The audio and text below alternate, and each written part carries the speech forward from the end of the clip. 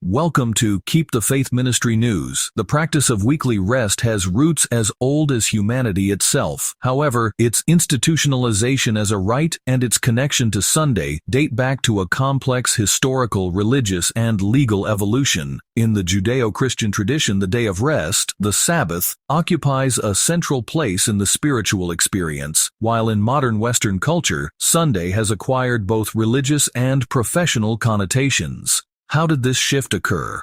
What role did imperial power, nascent Christianity, and current legal norms play in this transformation? The origin of the day of rest is rooted in the Bible and is found in the book of Genesis 2:2-3, where it is recounted that God, after completing creation, rested on the seventh day, blessed it, and sanctified it. This divine act gave rise to the fourth commandment, recorded in Exodus 20:8-10. Remember the Sabbath day to keep it holy. The seventh day is a Sabbath to the Lord your God. Thus, the Sabbath or seventh day was consecrated as a sacred day, profoundly shaping the religious observance of the Jewish people. For centuries, this Sabbath practice was distinctive of Judaism and, in its origins, also of early Christianity. Over time, and under external influences, this observance shifted to Sunday. The decisive turning point occurred on March 7, 321 AD, when Emperor Constantine the Great, who ruled a still predominantly pagan Roman Empire, issued an edict declaring Sunday a mandatory day of rest. His edict acted as a civil religious dogma in the nascent imperial Christendom. According to historical analysts, this decision was not motivated by Christian beliefs, but rather by cultural reasons. Sunday was the day dedicated to Sol Invictus, the solar deity venerated in the empire and a symbol of the emperor's personal faith. In fact, it is still debated whether Constantine's conversion to Christianity was genuine or a political control strategy, as it is said that his baptism only occurred on his deathbed. Later, the Synod of Laodicea, 363-364 AD, solidified the shift to Sunday. Its 29th canon instructed that Christians should not Judaize by resting on the Sabbath, but rather work on that day and honor the Lord's Day. From this arose the term Dies Dominicus, the Lord's Day,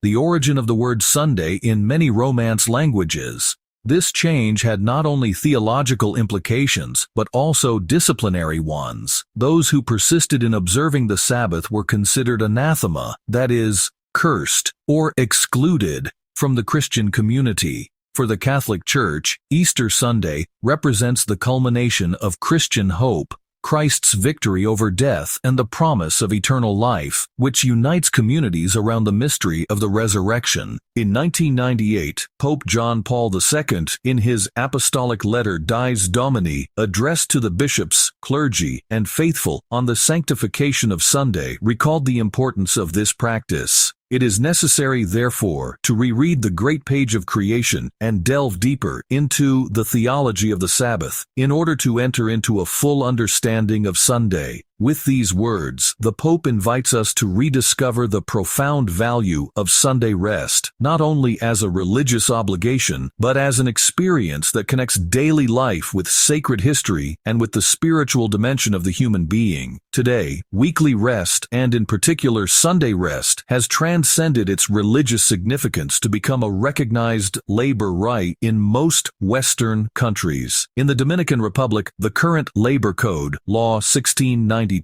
currently being amended, clearly establishes this mandate as positive law. Article 163. It stipulates that every worker has the right to an uninterrupted weekly rest period of 36 hours. This rest period will be agreed upon by both parties and may begin on any day of the week. In the absence of an express agreement, it begins on Saturday at noon.